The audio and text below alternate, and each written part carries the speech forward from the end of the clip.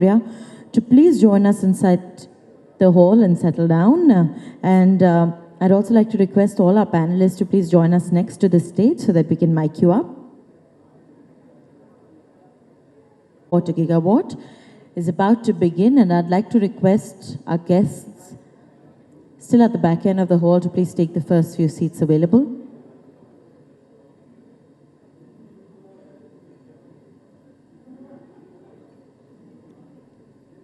Welcome all of you. I'd like to invite on stage our moderator for this session, Mr. Manish Kumar Gupta, Director, CRISIL Ratings. Ladies and gentlemen, let us put our hands together as I request Mr. Gupta to please join us on the dais. I'd also like to request our panelists to join us on the dais. We have with us Shri Tarun Kapoor, Joint Secretary, Ministry of New and Renewable Energy, Government of India. Let's put our hands together for all our panelists. We also have with us Mr. Ravi Khanna, CEO Solar Power, Aditya Birla Group, Mr. Ashwini Kumar, Managing Director, Solar Energy Corporation of India, Mr. Rajay Khe, CEO Domestic Solar, Hindustan Power Projects, and of course, our moderator of the session, Mr. Manish Kumar Gupta, Director, CRISIL Ratings. May I request all of you to please put your hands together for our panelists and our moderator joining us on stage. You know, post-lunch session is always a very tough one, and I'm sure the panel will make it very, very interesting and interactive indeed. So once again, your applauses for our panelists joining us on stage and our moderator, Mr. Manish Kumar Gupta, Director, CRISIL Ratings. As a part of the panel, we have Mr. Tarun Kapoor, Joint Secretary, Ministry of New and Renewable Energy, Government of India, Mr. Ravi Khanna, CEO Solar Power, Aditya Birla Group, Mr. Ashwini Kumar, Managing Director, Solar Energy Corporation of India, Mr. Rajay Khe, CEO Domestic Solar, Hindustan Power Projects.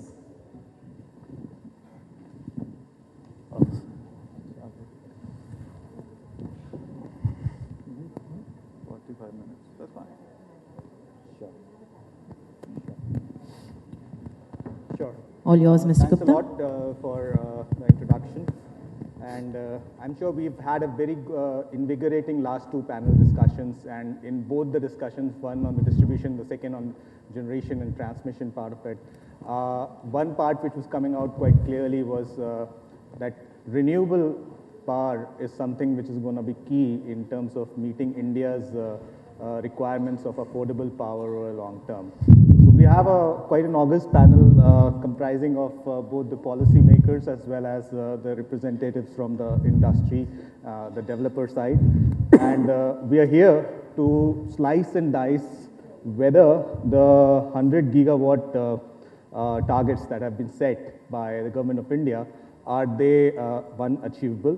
Do we have the right building blocks in place? And if not, what more can be done? So I have kind of divided the session into certain few elements which we would want to cover as part of the discussion today. One is to begin with, I mean, it will be the status check, where we are and what kind of bidding aggressions that we are seeing, are they tenable or not? Then the whole issue with respect to the project cost reduction, the benefits and the banes of the same. The land transmission and the grid related issue, I think this was something which was covered quite extensively in the second session as well. The rooftop solar, which has had a tepid start so far. And the policy incentives, I mean, recently we've got the new tariff policy coming in place, which is providing some more incentives for the renewable power and solar power in particular. Where we are and do we need more? And lastly, the cost of borrowing part of elements, I mean, because that's going to be a key to the whole thing. So to begin with, let me just give a perspective. The government has set up this target of 100 gigawatt, but today we stand at somewhere close to 5.5 gigawatts. And we've had a pretty good growth and progress over last 1 year. In FY16, if all goes well, I think we are looking at capacity addition, which is likely to be a double of what we were at March 2015.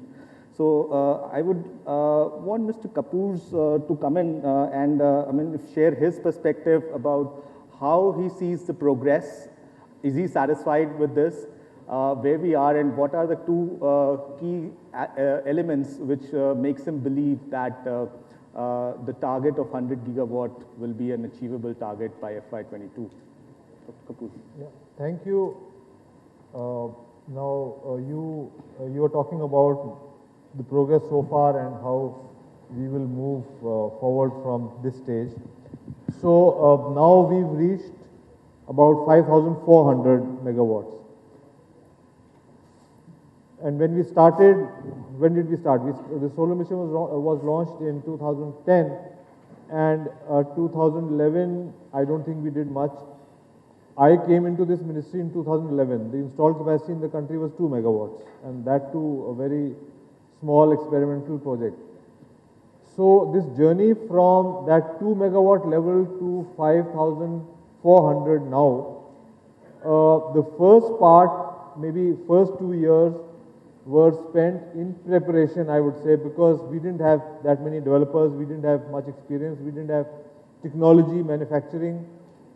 And I remember when we started, first tender, 150 megawatts, and we used to hold meetings with developers, go to the states, try to review every project, because it was absolutely something which was new. Now, single project of say 500, 600 megawatts, and we think that it's going to happen on its own because that kind of experience is there.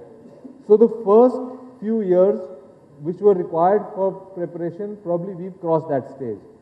And now we've reached a stage where there will be much faster progress. This is the point where we take off.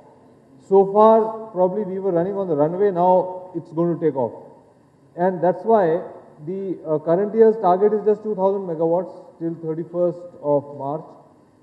Against that 2,000, we've done around 1,700 in the current financial year, and we expect to add another 1,000. So we should do something like say 2.5 to around 2,700 in the current financial year against a target of 2,000 megawatts.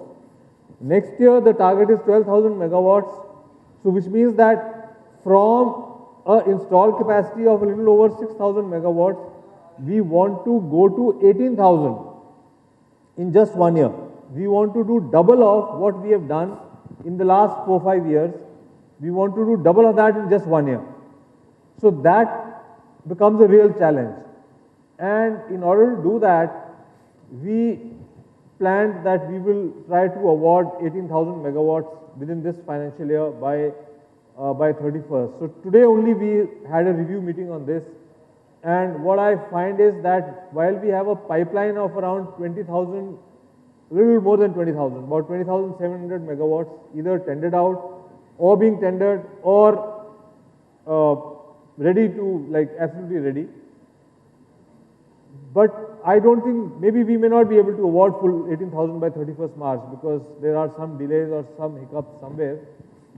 So we have, for preparing for next year, we have now available letter of intents or PPAs for about a little more than 4,000 megawatts. Around 10,000 megawatts has been tendered out but not awarded, and another 3,000 to 4,000 megawatts still has to be tendered, which is ready. Those proposals are there. So therefore, that scale up now, which we thought was impossible, appears quite possible. It appears that visibility is there. If we can reach say 12 to 13, 14,000 megawatts commissioning per annum, and if we can sustain that, then I think that would be a good thing. It is important to reach a higher level of commissioning every year and then sustain it over a longer period of time. And with that, the other things like developers, the manufacturing, maybe because we are doing a lot of solar parks, so all that associated transmission infrastructure, land acquisition, all that will also start happening at that pace, because all the stakeholders would know that this is the market size, this is what we have to plan for, and this is the kind of thing which we have to take forward. You said, what are the two things which make me think that this would be possible? Two things which I think are more important is, number one, now states or discoms seem to be willing to buy solar power. So, though still there's a lot of discussion going on and we have to keep talking to all the states, but then from their side also, they also feel that, okay, 4.5 rupees, 4 rupees 70 paisa, 5 rupees, it's a price which is affordable, which is attractive. So there is an element of positivity on that side. Second good thing is, second very positive thing is that the developers plus financiers, this community also is now geared up, because ultimately projects have to be set up by the developers and money has to come from financial institutions. So at least these two are also geared up, looks a little positive. Sure, sir. And I think very well said that there has been certainly significantly robust award of projects that we see for both state and the central projects. Here I would like to bring in Mr. Khanna. So coming from the developer side, having seen some good amount of award of projects that has already happened, we also see that the developers and investors have also responded well by rushing in with some attractive tariffs. And we see that the recent bids have some of the tariffs falling to as low as 4.34 rupees a unit. So one aspect we wanted to understand, are these kind of tariff levels sustainable? Or is it that the developers are again going to be sacrificing some pieces of their ROE in order to win these projects at this point in time? Well, it's nice to be here. Last year we sat in the similar forum and we debated the same rise of solar, and I think a point which came out was that the volume of solar which we are now planning to put into our system is no more a green energy kind of a input. It's almost a mainframe power source which is going to be now embedded with the whole Indian power economy, Indian banking system, Indian transmission and distribution, and its pluses and minuses. I think moving forward, what we need to be very careful, and Mr. Kapoor said, from a very low base, we were very silent for a couple of years, and then we have just moved on at a very, very rapid pace. And I think the moot point to be considered here is the pace of solar keeping pace with what is required on infrastructural level to accept that amount of solar? That's, I think, a very major point, because when tariffs are falling, I would not like to comment on tariffs because they will speak for themselves in 7 to 8 months. Because given the state of what Indian public banking system is right now and how we will fund these projects, I think there will be a balancing act. So let it evolve. There's no need to, speculate on that. But I'm very, very clear that the focus needs to move from just putting a kind of a plant which has a DC power capacity in some hectares of land and not bothered about how, when it produces the power, is going to go into the system and get you back what you really projected when you made your financial commitment. I guess the largest challenge, or the biggest challenge for me, is that our capacity of balancing the kind of numbers we are talking about in solar, wind, renewables, and what does it take to accept it at a grid level is huge, because we're not pacing it right. I think we can have 100 gigawatt of renewables coming in, but if we're not pacing the balance infrastructure, which will accept 100 gigawatts of renewables, then either the investor will run away or the banking system will have to pay the price. I think that's a billion-dollar question right now. Solar, wind at that level require short-term and long-term planning. Short-term, medium-term, long-term planning. I guess forecasting, we know all what we have done. See, we just mentioned 2010, 2 megawatts, now we're talking about gigawatts. Our forecasting, our planning on solar renewable is not keeping pace with what we require, and we need to invest in it. So I think there's a yin and yang here. I think we should look at it as a positive spin, that's one area we need to invest in. We need to invest in base load plants. Where is a base load plant which will neutralize the eccentricity of renewable energy? Is the creation of base load plants matching up with the capacity we are creating on renewables? Okay, this is solar, so I'll put it solar. Do we have hydro plants coming up which act as storage at the same pace of development as solar will come? Okay, so I think these are now much more bigger, significant, larger, fundamental things which are going to impact growth of solar. I think EBITDA returns have gone beyond a plant. EBITDA returns are now being influenced of what is going to happen outside of a solar plant. And I think that's where I would rest the theme on the table. Sure, thanks. I think balancing of the base load with the requirements of renewable powers, and also talking about the peripherals around it rather than just talking about the asset is something which is a key. But for the moment, let me just remain on the asset part and let me move to Mr. Ghai. See, if you look at it, if you're talking about lower tariffs, we are also talking about the project costs coming down quite dramatically. Over the last 1 decade, I think the PV prices have fallen by 90%. The inverters, there is a huge amount of competition emerging now. And the fact that with the commodity cycle, the bearish mood, I think the balance is also at a very softer level at this point in time.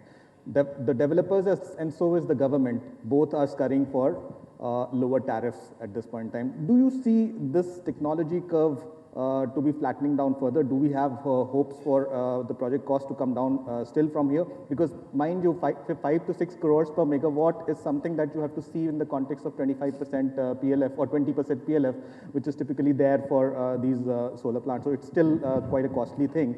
And the related question here is, there are a lot of technologies which are available here. The validity of these technologies over a longer tenure, because most of these PPAs are something like 25-year PPAs, whether they will sustain those periods or not, how do you see some of those risks emerging for solar players, both from the technology as well as from the supplier perspective? So these are the two questions, sir.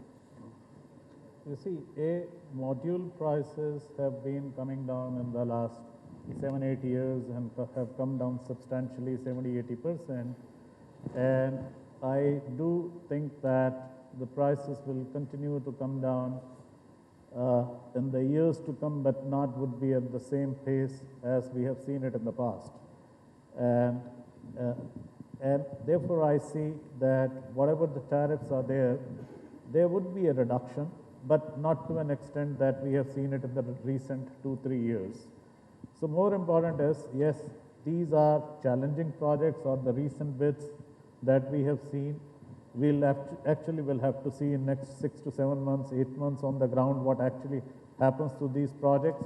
But the fundamental point is, yes, prices have come down at an affordable level. And looking at the target that we are today at 1500 megawatts, target is to do 100 gigawatts, and then we have a time span of six years. It's a doable thing. But now what is required to achieve this is to look at, do we have those building blocks to achieve this? One of the aspects, yes, Mr. Kapoor mentioned we have 10 gigawatts, almost 4,000 megawatts where PPA are signed, and another 6,000 megawatts where the PPA would be signed in next 6-8 months. And these would essentially be coming in 33 or 25, 33 solar parks in 21, 23, 19 states that the center government is doing. But the bulk of the part is that the land acquisition or the supporting infrastructure, do we have this, or do we have that ease of doing business to achieve these targets? I think one of the main aspects that the government needs to focus is how, what kind of systems exist which help in execution of these projects. Recently, there was only on 8th or 9th of Feb, there is a notification under the Land Acquisition Act that if you acquire 100 acres of land, then even for that you have to do R&R plan, which means that you have to have a rehabilitation plan, you need to provide employment to the dependent families, you need to do a lot of other things. Are we trying to constrain the project size to a 20 megawatt size? What would happen to the projects who have already signed up the PPAs and are trying to acquire the land? Another aspect is various states have different rules for change of land use. You can't go and acquire land without the permission from the requisite authorities. We should try and look at how can we make simpler for the developers to go and set up the projects. If you have signed up a project, we know these are clean energy projects, there is a national focus, we are aiming to do 100 gigawatts. So therefore, one of the aspects should be that if I have a PPA, I should be able to go and acquire the land at a market value. And change in land use should be automatic, like deemed should be there, as in the state of, as in case of Bihar, but then you can't even go and register the land in Karnataka. Right. Similarly, there are restrictions in Tamil Nadu, there are restrictions, every state government has its own restrictions. So we need to focus on some of these enabling provisions or enabling aspects that would help the developers to go and set up the projects. It takes 9 months practically from the date of RFQ to the date of signing of PPA. I'm talking about basic fundamental operational aspects which delay in execution of a project. Maybe a year after or 6 months or 1 year down the line, when there is a review of the entire program or the policy, we would see how much projects had been signed and how much actually have come on ground. Some of these aspects would definitely get highlighted.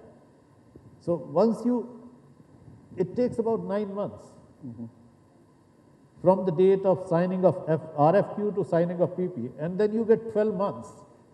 Land acquisition, if you are not in a solar park, takes about 3 to 4 months, then you get the project financed, and then there are ROW transmission issues, and by the time, my assessment is 50% of the projects end up paying the liquidated damages. Right. So if we can think of now, since the tariffs are affordable, these are 5 rupees, and you show, why not reconsider the policy of having a feed-in tariffs? Maybe have a 3-year trajectory that first year X, second year minus percentage, third year lesser than this, and then the developers know they have to commission this within those years. Then maybe the focus would be, then the outcome would be much more than desirable, and we have seen this in developed nations, and we have seen this in 2 of the states that have had the feed-in tariffs. That's one aspect that maybe it is time we need to relook at this policy. Right. So the other aspect is some of the changes in the recent tariff policy are also maybe need to look at.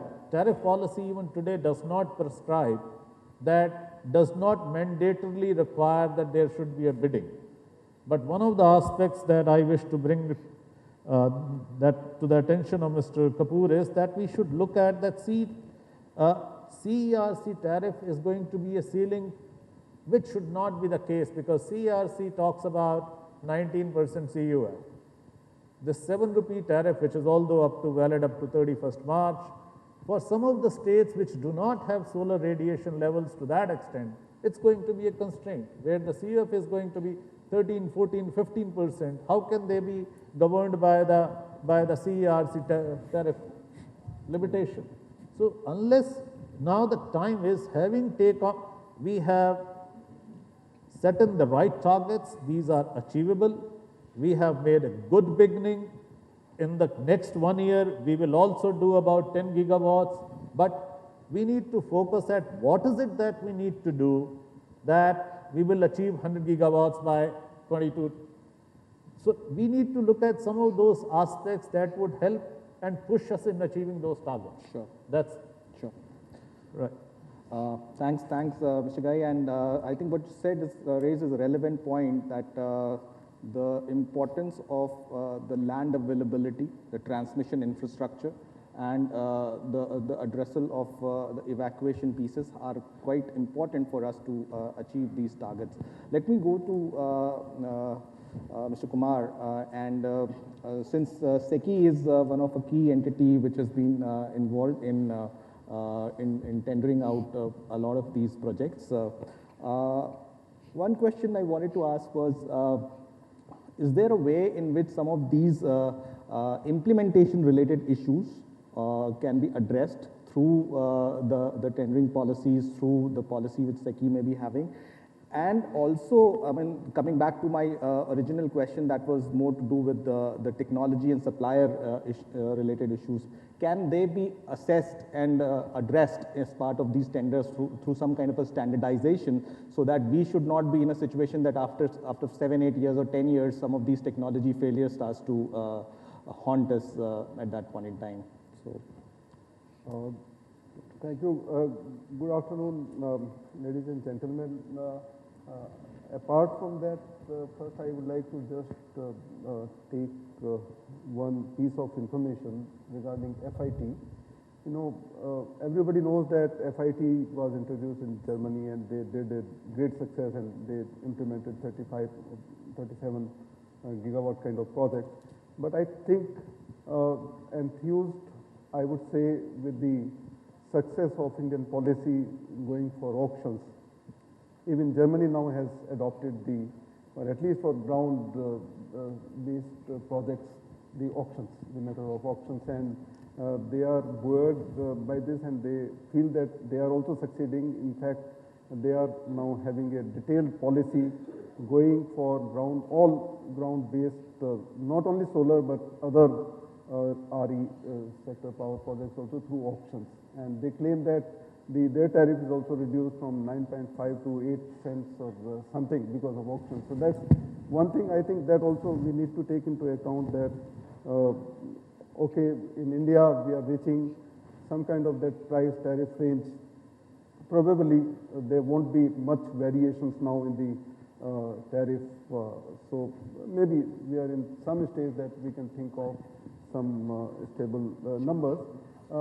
But I think regarding, as far as concerned to implementation issues, I would say that you are all aware that it's a dynamic process, and the whatever conditions were there in the RFS for the phase 1, that got quite substantially changed to till now, and we are having, I mean, the government at government level, at ministry level, and we also have some meetings, inputs, feedback from you, and we try to bring out changes in the policy of implementation. And one of the very recent thing what we are considering on the, and that matter is being considered in the ministry as well, that because VGF scheme was started, let us say, by SECI, and in order to securitize the VGF, we had certain policy, but we are implementing it. But in the next phase, based on the feedback, that process is quite simplified. So those kind of proactive measures are being taken. I fully agree, and we always welcome that if there are suggestions which can simplify the process, I think we would be more than willing to adopt that.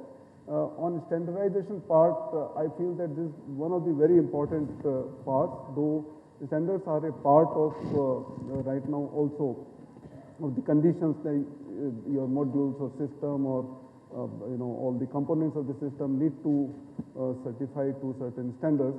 but I would agree that more stringent follow-up on the compliance part has to happen, and in fact that requires a lot of ecosystem in terms of the accredited labs and things.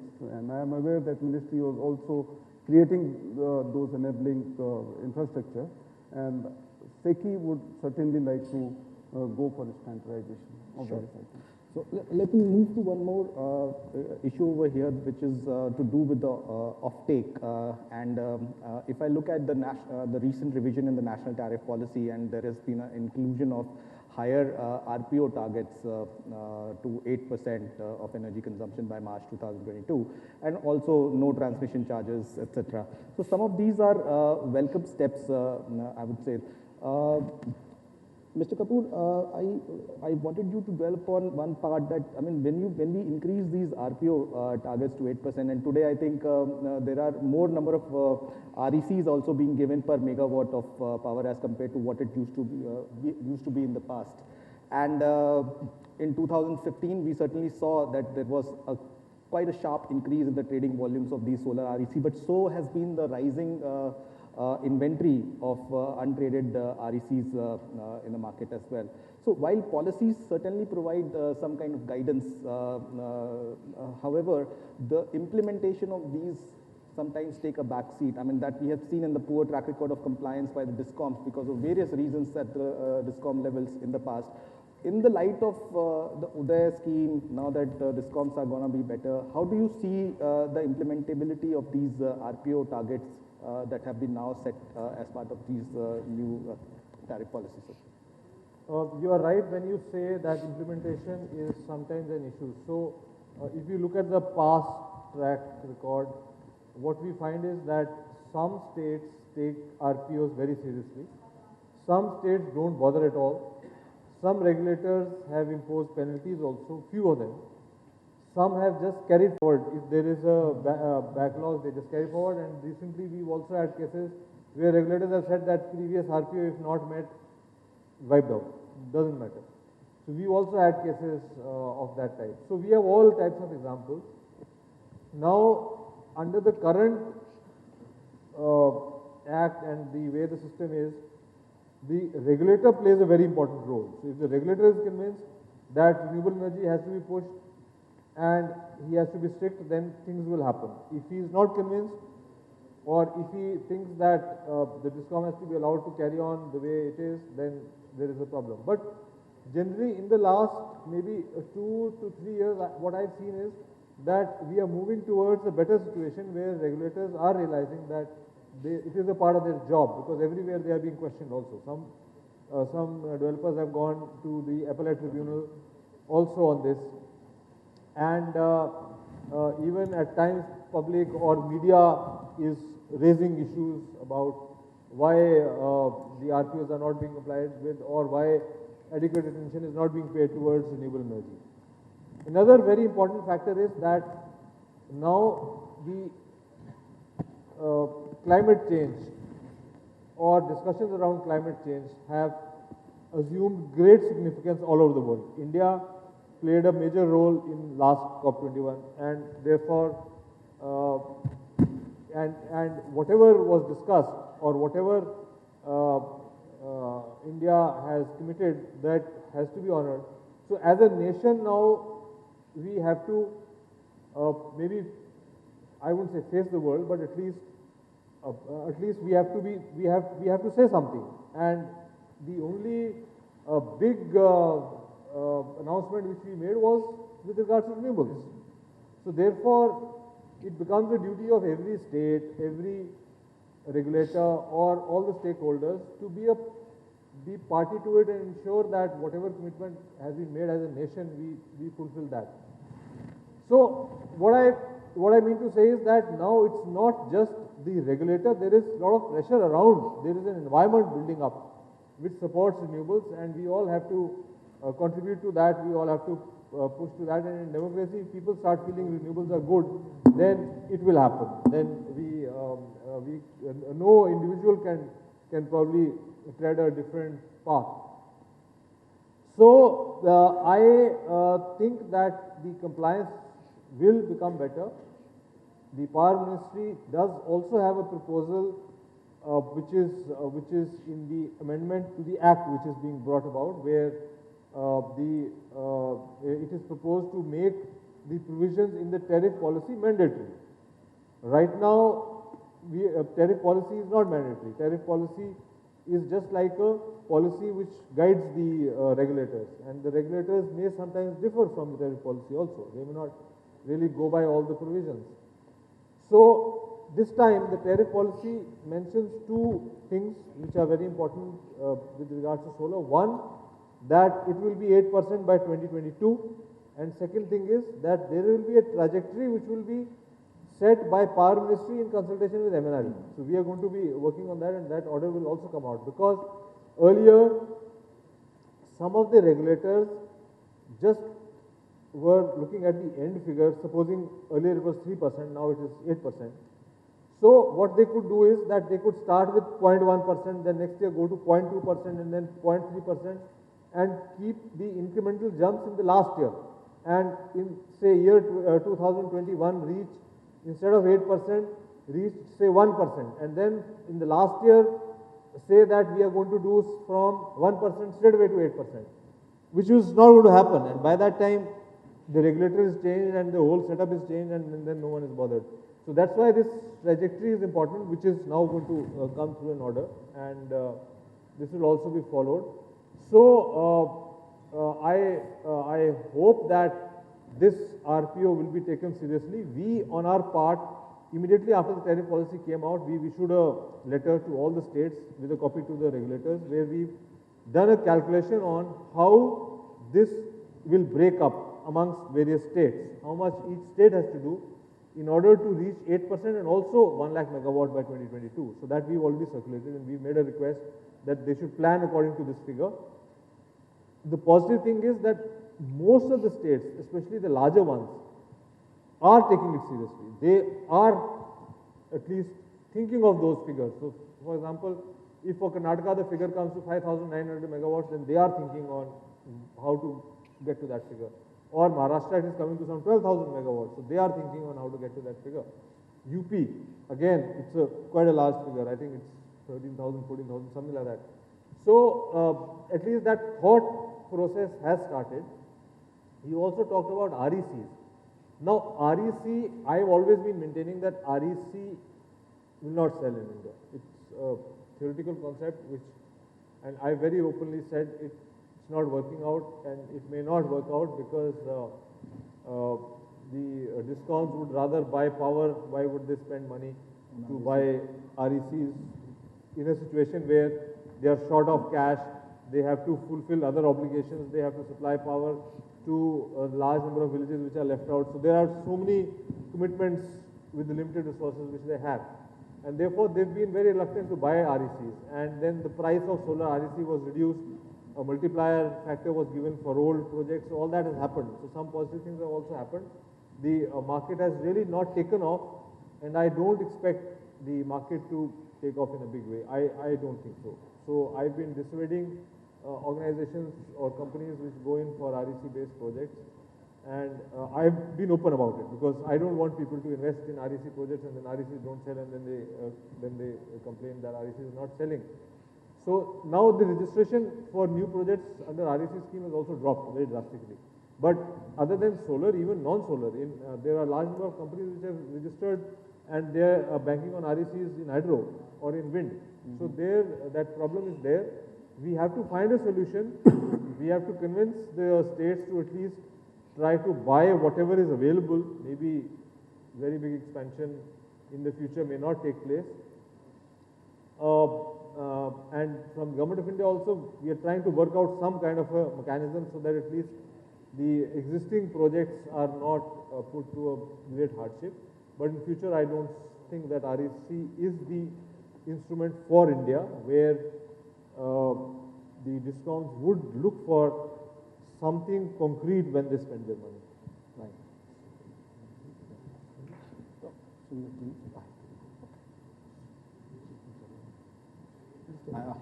I think Mr. Kapoor has to leave for an urgent meeting. Thank you, Mr. Kapoor, for your perspective. I think they were quite useful, and Certainly, the steps being taken by Government of India are quite important, particularly for solar, which is still in its fledgling states. So this is really, really important that both government as well as the developers work in tandem to make the vision achievable reality. So thank you very much, sir.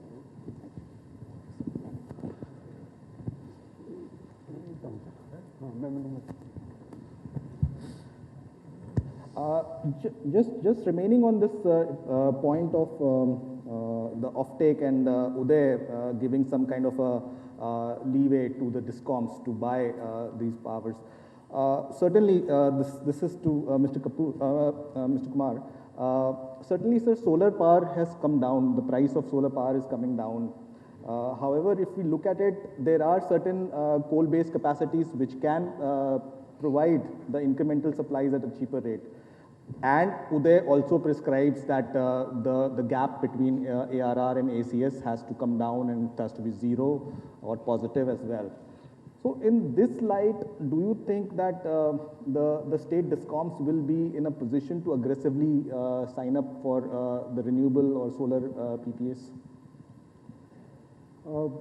I would say the biggest driving force right now is the solar RPOs, and tariff policy has already, scaled up that number. So that is one thing. Of course, now that is becoming possible because the prices have come down to such a level that if you are adding new capacities in thermal or anything, so that's not less than that. So that's always, hovering about that. Then third thing, what Mr. Kapoor also emphasized is the overall environment, which is happening like in favor of clean energies. And that's the, I think, biggest success of last few years, that people started believing that RE power is a big scale power, and it can also be, put like the normal conventional power. In fact, various articles, what they suggest, I think some of you might have already read very recent article from Stanford University that's very widely circulated. And it says that you have to fear what they call it exponential technologies, that the growth in technologies there is exponential. You need to be little cautious about that, because it suddenly appears 1% one year, another year 2%, 4%, and still someday it reaches 50%, and next day it becomes 100%. In fact, this is what globally people are anticipating, that though energy conservation measures, the new methods for oil excavation and less dependence, let us say, of US economy on imported fossil fuel, everything is happening. But at the same time, very substantial, I would say, threat to the conventional system is realized from the RE power, because people believe that this is the exponential technology. Right. So I think that putting together and willingness, now you just, for example, touch upon the rooftop systems. In fact, that I think is, though you have said it, that this is, moving at a smaller, not at a pace which is required, but I think that has a very large potential and I think a lot of people are willing, in fact, for that. In fact, I would like to just emphasize one point, that SECI was, given to implement a pilot scheme to bring in the competitive tariff in rooftop also, and because of that, some price reduction in benchmark tariff for the benchmark cost for rooftop happened. And right now, we are in a stage that policies have come in most of these states, though I would agree that only some of these states are very active, but it's already making a lot of sense to the consumers, that at least industrial, commercial, and they are already in the bracket where they are paying, 7 rupees, 8 rupees, or even higher than that, whereas in the solar rooftop you can get less than that. But the real challenge is coming from the point of view what normally these users say, that our job is something different. I do not want to have, let us say, my capital invested into a system for getting power for my company or things like that. So it means if the people are desiring to have the experiment successful for West Coast, if we have companies who can set up project, they are willing to sign the PPA kind of thing. So that's one thing which can happen. And in this scenario, the role of DISCOMs becomes very, very important, because right now they may be willing and may not be willing, I think, most of the time. So always I believe that they have to be part of the system, they have to come forward, and they have to adopt solar as one of their business verticals or business proposition. I think then that's a win-win situation for them and for the Sure, country as well. sure, certainly, and they will. I think we all recognize that solar is something which will be quite key and crucial for the requirements of this country. I think thank you all for the wonderful perspectives. I think they were quite useful, and I think in the paucity of time, we will just have one question if we can take it from the audience, and we can conclude after that. Yep, please.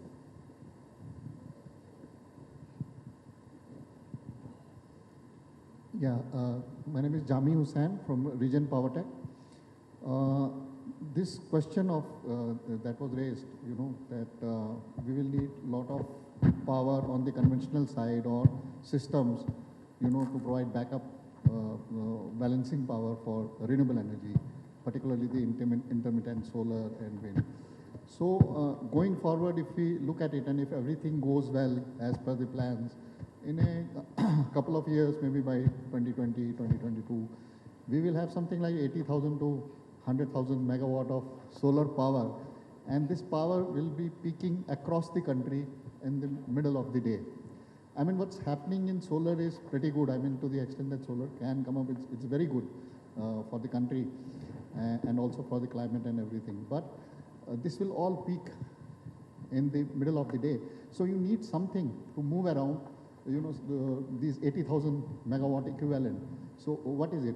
So one thing that perhaps we are losing sight of, or perhaps we are not so much conscious about, is the fact that there should be a balanced growth of wind and solar together. You see, the wind generation has a profile where it takes off almost across the country. The generation starts happening in the afternoon across the country. This is a profile which has been seen. Or it will be in the early mornings in the monsoons. But in this period when the solar is high, normally wind is not that much high. So then you have more sustained sort of renewable energy output, which will be more useful for the grid.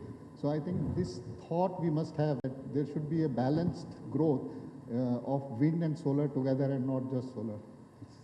Sure. I think that's a important perspective.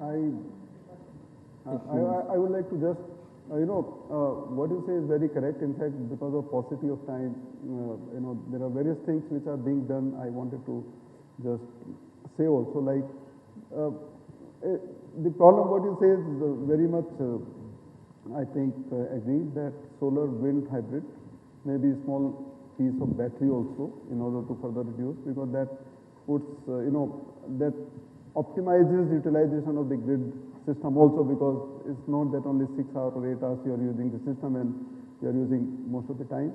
Then maybe little storage can be built, higher storage can also be built. Batteries are now, that's also evolving, prices also coming down in battery also. So if that happens in next couple of years, I think that's also going to be another solution. Then I think one of the other things which we are not touching upon but is very important is the smaller distributed plants, like land-based again, maybe 2 megawatt, 5 megawatt or something at the user points for electrification of the villages, or some kind of those experiments. That also has to come.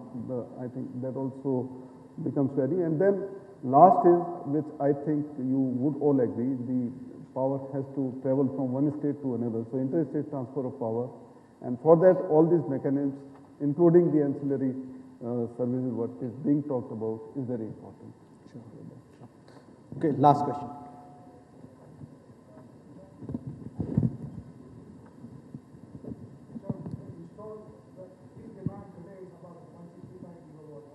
Right. Where do we expect the peak demand to go in 6 years' time? And you're saying 165 would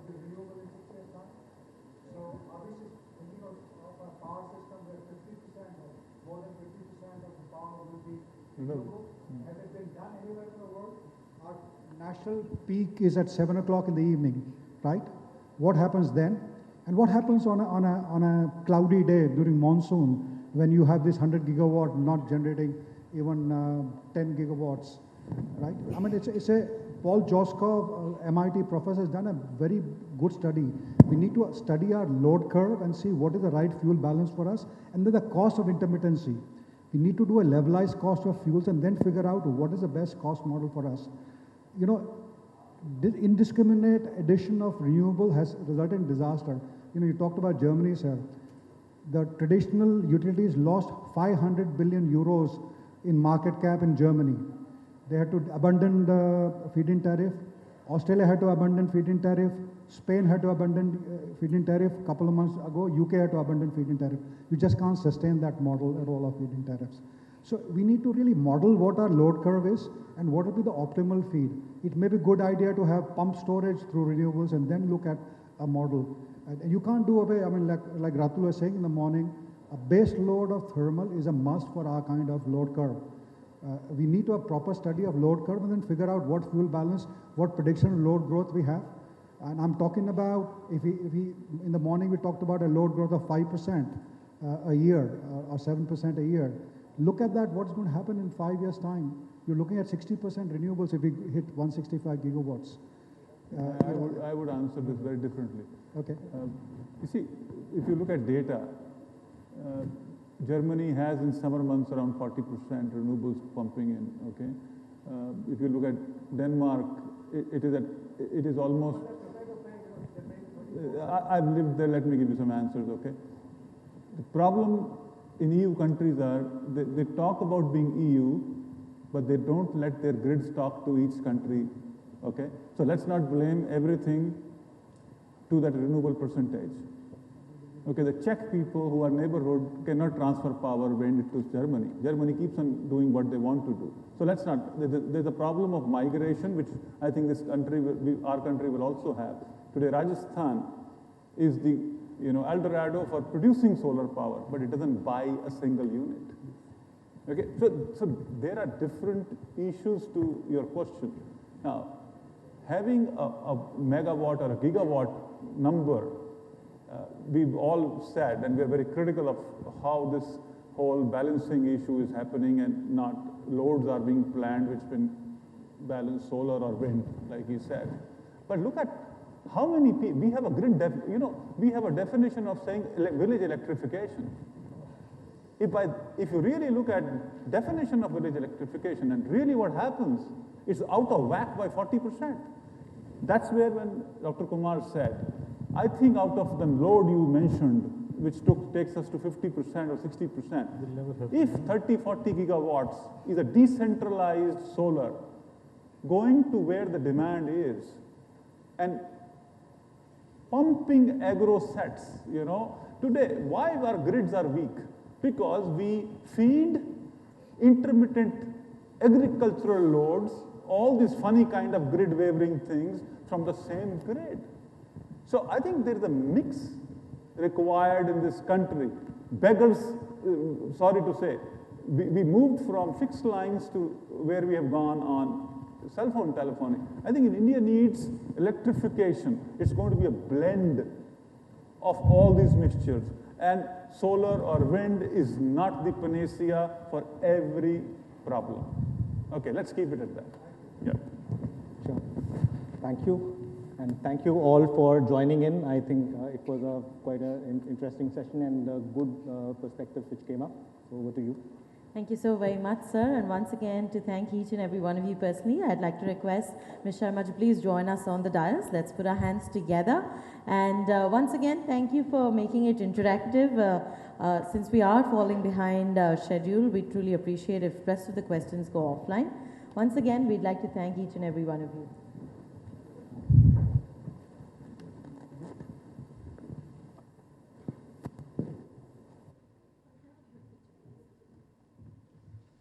Let's capture the moment.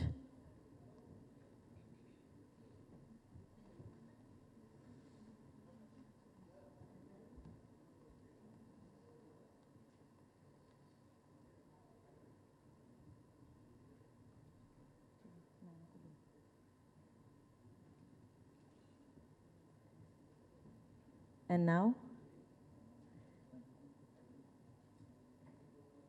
a small token of our appreciation.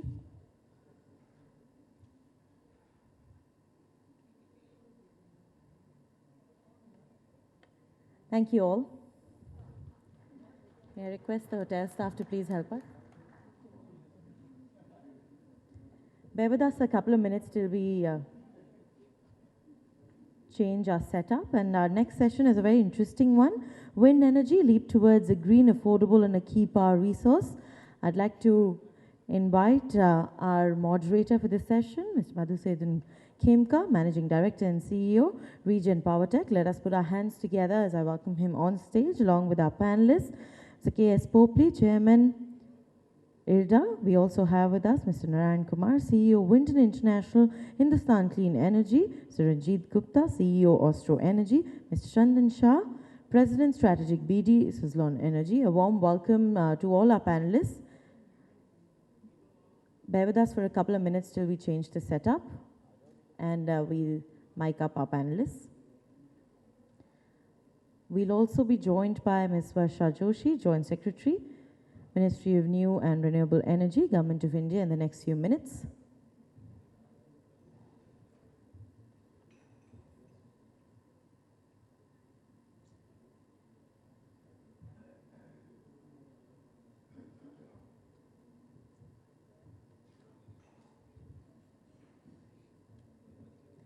And now may I request all of you to put your hands together as I welcome on stage our moderator, Mr. Madhusudan Khemka. So may I request you to please join us on stage?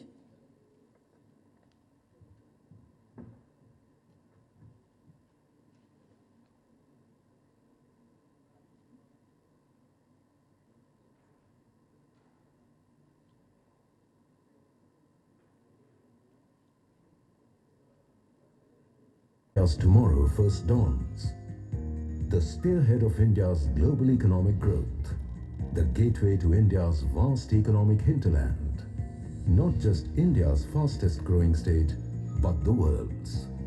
Under the leadership of Shri Narendra Modi and Srimati Anandiben Patel, Gujarat has embraced its destiny of glory. India's largest coastline is in Gujarat's only superlative. 42 ports, India's largest solar park, the world's largest drinking water grid. Gujarat is fast growing into India's automobile hub, India's medical hub, India's educational hub. Gujarat's policy-driven ethos, world-class infrastructure, skilled human resource, and safety and security, the perfect environment for growth and development. And driving the engine for this growth has been the Department of Energy and Petrochemicals, Government of Gujarat, with its vision of providing quality power at sustainable rates to Gujarat's people through increased generation, efficient distribution, public participation, and the exploration of alternative forms of energy. A focus that is evinced through the supply of 24/7 uninterrupted power to the state. Tomorrow's sun shines on new possibilities. Gujarat is poised to be the electrical and power equipment manufacturing hub for the entire nation. To support Prime Minister Narendra Modi's Make in India initiative, October 2016 will see the first edition of an international exhibition and summit in the culturally rich city of Vadodara, promoted by Government of Gujarat through Department of Energy and Petrochemicals, a platform for buyers, suppliers, and innovators to kickstart Make in Gujarat, the manufacturing hub of India, to promote innovation and incubate startups in manufacturing in Gujarat, a showcase of manufacturing capabilities by national and international stakeholders, charter flights for 8,000 strategic buyers, 1,000 manufacturers, 1,500 key personnel from 110 utilities and discoms, 2,500 key global buyers, 600 leading Indian consultants, 150 buyers from 30 utilities in Africa, 75 buyers from 20 utilities across the Middle East, 200 buyers from Europe, 3,500 buyers from dealer community and contractors from 15 Indian cities. Welcome to the global gateway of electrical engineering, power generation and innovation. Welcome to Switch 2016.